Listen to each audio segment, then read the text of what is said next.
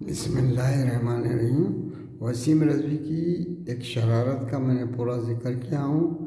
آپ اس ویڈیو کو آخر تک دیکھیے، کیونکہ اس میں جو شرارت کیا ہے وہ تفریقہ کرنا چاہا، سارے مسلمانوں کے تمام فرقوں میں آپس میں لڑانے کی اس کی جو کوشش تھی، اور یہ کوشش کتنی شیطانی ہے، اور ایسی کوشش کے بارے میں مولا کائنات نے کیا فرمایا ہے، یہ پورا جو ہے میں اپنے ویڈیو میں پیش کیا ہوں۔ آپ سے گزارش ہے کہ آپ اس پوری ویڈیو کو شروع سے آخر تک دیکھیں۔ شکریہ، بس اتنی ریکویسٹ ہے۔ اب ویڈیو شروع ہوتا ہے، بسم اللہ، آپ پورا کا پورا ویڈیو آخر تک دیکھیں۔ اعوذ باللہ من الشیطان الرجیم، بسم اللہ الرحمن الرحیم، اللہم صلی اللہ محمد وآل محمد۔ میں سید اعجاز حسین کاظمی آپ سے مخاطب ہوں۔ آج میں وسیم رضوی کی ایک اور شرارت یا ایک سازش کا ایک حصہ اس کا، کہ اس نے اہل سنت حضرات کے مقدسات، یعنی وہ مقدسات جن سے اہل تشیع کا اختلاف ہے، ان کے بارے میں جو ہے اپنی نازیبہ کلمات شروع کر کے سنی شیعہ اختلاف کو بڑھانے کی بہت بڑی کوشش کی۔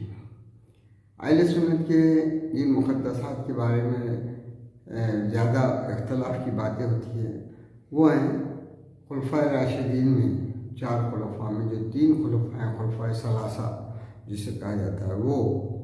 دوسری بات ام المؤمنین بی بی عائشہ اور عشرہ مبشرہ کے طلحہ، زبیر اور معاویہ، ان سب کا اختلاف ہے، تاریخ کا حصہ ہے، دنیا جانتی ہے۔ مگر ان اختلافات کے باوجود، جنگوں کے باوجود، مولا کائنات کا کیا رویہ رہا اور ان کے شیعوں کا کیا رویہ رہا، یہ دیکھیں۔ اس زمانے میں کیا رویہ رہا، جبکہ حضرت علی علیہ السلام کو خلافت بھی رہی، آپ کی حکومت بھی رہی، 4.5 سال آپ کی حکومت تھی۔ تو اس زمانے میں معاویہ کا بغاوت کر دینا اور حضرت علی کی خلافت کو نہیں ماننا اور جنگ صفین تک کی نوبت آنا، اس وقت مولا کائنات کے ساتھی جو تھے کچھ جذباتی، جیسے ہمیشہ رہتے ہیں، وہ جذباتی ساتھی جو ہے معاویہ کے اور شامیوں کے لوگوں پہ سب و شتم کرنے لگے، یعنی گانا گلوچ یا لعنت ملانا۔ تو اس وقت آپ نے جو جملے کہے، بڑے تاریخی جملے ہیں، وہ نہج البلاغہ میں خطبہ نمبر 204 میں، اور مفتی جعفر حسین صاحب قبلہ کی جو ترجمہ کی ہوئی ہے اس میں 571 نمبر پیج پہ ہے اور 204 نمبر کا خطبہ ہے، وہ میں آپ کو سناتا ہوں۔ آپ نے یہ معاویہ کے یہ جو بارے میں لوگ کہہ رہے تھے، حضرت علی علیہ السلام کے ساتھ کے لوگ، تو آپ نے ان کو کیا کہا؟ آپ نے جنگ صفین کے موقع پر اپنے ساتھیوں میں سے چند آدمیوں کو سنا کہ وہ شامیوں پہ سب و ستم کر رہے ہیں، تو آپ نے فرمایا، یعنی یہ وہ حرکت کر رہے تھے جو معاویہ کے لوگ کرتے تھے اور کئی زمانے سے کرتے آ رہے تھے، اور 90 سال تک رہا، جو حضرت علی علیہ السلام پہ گالیاں دیتے تھے۔ مگر آپ جواباً کرنے والوں کو کیا کہا، یہ اس خطبہ بڑی بہت ہی سنہرے حروفوں سے لکھنے کا ہے۔ میں تمہارے لیے اس چیز کو پسند نہیں کرتا کہ تم گالیاں دینے لگو۔ نمبر پہلی بات، اگر تم ان کے کرتوت کھولو، اور ان کی صحیح حالات پیش کرو، یعنی بغاوت کرنا، یہ کرنا، تو یہ ایک ٹھکانے کی بات ہے، اور عذر تمام کرنے کا صحیح طریقہ کار ہوگا۔ پھر اس کی جو غلطی ہے وہ بتاؤ، اور یہ صحیح طریقہ کار یہ ہے، تم گالم گلوچ کے بجائے یہ کہو، اور اس کے بعد اور نصیحت آمیز جملہ جو ہے یہ کہو کہ خدایا ہمارا بھی خون محفوظ رکھ اور ان کا بھی، دشمن کے بارے میں بھی آپ بول کے ہمارا بھی خون محفوظ رکھ، ان کا بھی، اور ہمارے ان کے درمیان اصلاح کی صورت پیدا کر، یعنی ان میں بھی توفیق ہو جائے، وہ بھی ہو جائیں، اور انہیں گمراہی کی تھے وہ سے ہدایت کی طرف لا، یہ اللہ سے ایسا دعا کرو کر تاکہ حق سے بے خبر، وہ لوگ حق سے بے خبر ہیں، حق کو پہچانیں اور گمراہی اور سرکشی کے شیدائی اس سے اپنا رخ موڑ لیں۔ کتنے اچھے جملوں میں آپ جو تھے ان کا بھی بھلا چاہے جو آپ کے دشمن تھے، آپ کے خون کے پیاسے تھے۔ ماں یہ نہیں کہہ کہ ہاں وہ آپ ان کی گالی گلوچ میں شریک نہیں ہوئے، بلکہ ان کو تنبیہ کی کہ اس کے بعد اس طریقے سے سوچو، پہلے ان کے کرتوت بتا دو، اس کے بعد ان کو جو تو راہ ہدایت کی، اللہ تعالیٰ سے دعا کرو کہ ان کو بھی راہ ہدایت ہو، ہاں ان کی بھی جان محفوظ رہے، وہ بھی سیدھے راستے پہ آ جائے۔ یہ آپ کا جو تو بہترین اس نے سلوک تھا دشمن کے ساتھ۔ اب ایز اے شیعہ آپ کو بھی وہی سلوک کرنا چاہیے، یہاں تک کہ مولا کائنات کے جتنے شیعہ تھے اور خاص طور سے میثم عمار یاسر، سلمان فارسی، ان لوگوں کو جب تکلیف دی جاتی تھی اور حضرت علی کو برا بولو بول کے کہا جاتا تھا، تو وہ اس کے بدلے میں معاویہ کو برا اور گالیاں نہیں دیتے تھے، بلکہ وہ حضرت علی کے فضائل بیان کرتے تھے، ان کی جو بلندیاں ہیں، ان کا جو علم ہے، ان کی جو کامیابیاں ہیں ہر معاملے میں، اس کا ذکر کرتے تھے، لوگ گرویدہ ہو جاتے تھے، یعنی ان کی بلندیوں کا ذکر کرتے تھے۔ اور یہ طریقہ ہم کو ہونا چاہیے۔ مگر اس نے وسیم رضوی نے کیا کیا، ان کے اوپر جو مصائب ڈھائے گئے، ان کے بولے یہ لوگوں نے بولے اس خطاب کو، اسی قرآن کو استعمال کر کے جو ہے یہ کیا، وہ تو دشمن کبھی بھی کیا کرتا ہے، اب شری رام بول کے جیسے یہاں پہ لوگوں کی موب لنچی ہو رہی، ہاں تو اب آپ کیا رام کو برا بولنے کی ضرورت ہے؟ ان انسان کا اگر کوئی لے کر اسی قرآن کو لے کر بولے تو یہ نہیں ہوتا کہ آپ قرآن کے اوپر الزام دیں۔ ہاں یہ جو ہے یہ ایک شرارت جس کے جو ہے تو میں پہلے ایک ہائیسٹ لیول کی جو ہے حضرت علیہ السلام سے مخالفت ہوئی تھی معاویہ کی، اس کے جواب میں آپ نے گالوں گلوچ سے روکے۔ اب رہا دوسرے جو خلفائے ثلاثہ یا 3 خلفاء گزرے، ان کے بارے میں معاویہ نے حضرت علیہ السلام کو چھیڑا، اس کا میں اس سے پہلے ذکر کر چکا، مگر پھر آپ کو بتاتا ہوں کہ یہ کہاں ہے۔ یہ جو نہج البلاغہ کے مکتوب نمبر 28 میں معاویہ کا جو آپ نے خط لکھے، وہ اس ترجمے کے 679 نمبر پیج پہ ہے۔ اس کا وہ حصہ بتاتا ہوں جہاں پہ اس نے خلفائے ثلاثہ کی تعریف کرتے ہوئے ان کو حضرت علی علیہ السلام سے افضل بتاتے ہوئے حضرت علیہ السلام کو چھیڑنا چاہا، تو اس کے بارے میں آپ نے اپنے اس مکتوب میں بہترین جواب دی۔ ہاں نہ ان کو افضل ماننے یا مفضول ماننے کی بات کو کیوں چھیڑا، اس کو بتاتے ہوئے آپ نے کیا کہے دیکھو۔ اور بھلا، اب یہاں سے آپ کا جملہ شروع ہوتا ہے، اور بھلا تم اور کہاں یہ بحث کہ کون افضل ہے، یہ افضل مفضول کرتے رہا کہ بھئی وہ افضل تھے، اس کا دوسرے افضل تھے، تیسرے افضل تھے، تم ان سے بھی جو تو کھلنا سکتے تھے یہ ہو۔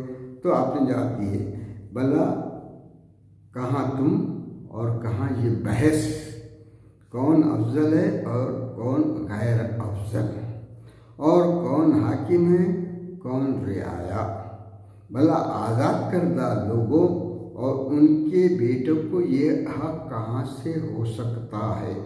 یہ لوگ طلحہ کہلائے جاتے تھے، کون؟ بنو امیہ، یہ فتح مکہ میں یہ لوگوں نے اسلام لایا، اس سے پہلے اسلام، تو یہ غلام بنانے کے بجائے آزاد کر دیا، اس کو طلحہ کہتے تھے۔ یہی آپ بولے بھلا آزاد کردہ لوگوں اور ان کے بیٹوں کو یہ حق کہاں سے ہو سکتا ہے کہ وہ مہاجرین اور اولین کے درمیان امتیاز کرنے لگے ہیں۔ یہ جو مہاجرین اور اولین، یہ جو پہلے اسلام لائے اور جو مکے سے مدینہ مہاجر بن کے آئے تھے، یہ تینوں خلفاء بھی ادھر ہی سے آئے تھے، حضرت علی بھی آئے تھے، ان کے درمیان میں تو افضل اور مفضول بتانے والا تو کون؟ تو بعد میں آیا ہے، فتح مکہ کے بعد آیا تھا۔ تو یہ آپ نے یہ اس چیپٹر کو وہیں کلوز کر دیا۔ آپ نے یہ بحث نہیں کرے کہ میں افضل ہوں وہ ہوں، یہ بحث کو تو کیسے چھوڑنے والا؟ یہ جو تو اس نے جو کیا ہے اس کے جواب میں بہترین جواب مولا کائنات کا ہے۔ ہاں وسیم رضوی نے جو حرکت کیا اس کے جواب میں مولا کائنات نے اسی وقت جواب دے دیے۔ ایسے لوگ جب بولے تو ان کو یہ میرا جواب بھی سنا دیں۔ ہاں उनके दर्जे ठहराने, उनके तख्वे पहचानवाने बैठे थे। जो क्या है, हाँ, वो महाजीन और अव्वलीन के दरमियान इम्तियाज़ करने, उनके दर्जे ठहराने, उनके तख्वे पहचानवाने बैठे। कितना नामुनासिब है कि जुए के तीरों में नकली तीर आवाज़ देने लगे। ये उस अरबों की मिसाल है, हाँ, कि एक नकली तीर जो असली तीरों में आके बैठ के आवाज़ देने। किसी मामले में वो फैसला करने बैठे जिसके खुद खिलाफ। बहरहाल इसमें फैसला होता है, ऐ शख्स, तू अपने पैरों के लंग को देखते हुए अपनी हद पर ठहरता क्यों नहीं? तू खुद जो है तो अपने पैर, तू को भागी है तो तू अपना लंग देख, तू, हाँ, और मेरे को दूसरों के बारे में क्यों बता रहा है? और अपनी कोता दस्ती को समझता क्यों नहीं? पीछे हटकर रुकता, हाँ, वहीं जहाँ खज़ा और क़दर का फैसला तुझे पीछे हटा चुका है। आखिर तुझे किसी मगलूब की शिकस्त से और किसी फातिह की कामरानी से सरोकारी क्या है? तेरे को क्या कहे कौन हारा था, कौन जीता था, कोई मगलूब हुआ था, कौन गालिब था? तुम्हें महसूस होना चाहिए कि तुम हैरत और सरगोश्ती में हाथ पांव मार रहे हो और राह से मुनरिफ हो। आखिर तुम नहीं देखते?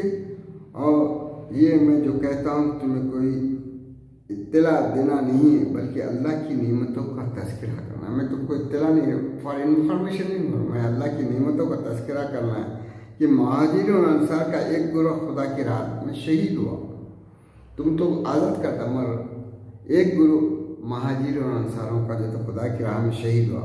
और सबके लिए फजीलत का एक दर्जा है। अभी ने अफजल मौजूद बोल रहा था, तो यहाँ पे आप बता दी फजीलत का एक दर्जा है। मगर जब हम में से शहीद ने जाम में शहादत पिया, अब जब शहीद तो सभी मरे, हमारा जब कोई शहीद हुआ तो उसे सैयद शहदा कहा गया। हज़रत हमज़ा जब शहीद हुए तो उस ज़माने में सैयद शहदा हज़रत हमज़ा कहलाए। और पैगम्बर ने सिर्फ उसे ये खुसूसियत बख्शी कि उसकी नमाज जनाजा में 70 तकबीरें कहीं, हाँ, 70 तकबीरें जो था हज़रत हमज़ा की इसमें, ये बता रहे वो हम में से हैं। और क्या नहीं देखते कि बहुत लोगों के हाथ खुदा की राह में काटे गए और हर एक के लिए एक हद तक फजीलत है। कईयों के हाथ कटे, हैं, मगर हमारे वाले का जब हुआ, मगर जब हमारे आदमी के लिए हुआ जो औरों के साथ हो चुका था, तो उसे तैयार फिल जन्नत पे प्रवास करने वाला, हाँ, और जुल जनाहीन 2 परों वाला कहा गया। ये हज़रत जाफ़र तैयार के बारे में, यानी ये हमारा भाई था, उसको तो ये जो लक़ब मिला।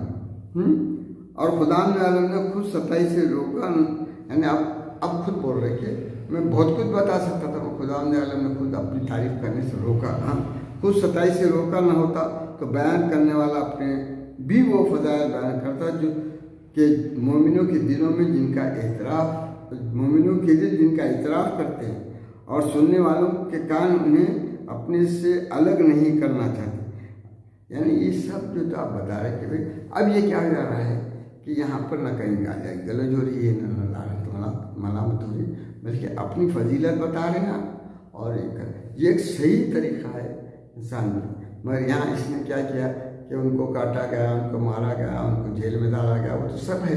वो अपने लोगों में उनकी मुसीबत बयान करना है, मैं गैरों में उनकी फजीलत बयान करना है, उनकी जो ये हम जो है तो उनका हम ज़रूर मनाते हैं जो उन पर मसाइब हुए, मगर एक गैरों को तारुफ के तौर से जो तो इस तरीके से अपने को चलना चाहिए जिस तरीके से मौलाए कायनात चल रहा है। मौलाए कायनात क्या बता रहे कि हम में क्या थे, हमारे सैयद शोहदा थे, हमारे जाफ़र तैयार थे, हमारे पास ये सब। तो आज भी वो बताने के बजाय उसने क्या किया, एक तो सबसे पहले कुरान भी जो है अहले बैत की तरह अहमियत है। कुरान को अगर उन्हें मजरू कर रहा है तो उन्हें जो अहले बैत को ही मजरू कर रहा है। जैसा वो तीर जो कुरान पे लगेगा वो तीर अहले बैत को भी लगेगा, जो तीर अहले बैत को लगेगा वो कुरान को भी लगेगा। ये याद रखना चाहिए। अब्दुल मलिक इब्न मरवान ने क्या किया था, जब उसको खिलाफत मिली तो उन्हें दोनों हाथ से कुरान को सब बंद कर दिया, अब तेरा मेरा रिश्ता ख़त्म। तो ये इनसे कंपेयर करने का है अस्ते।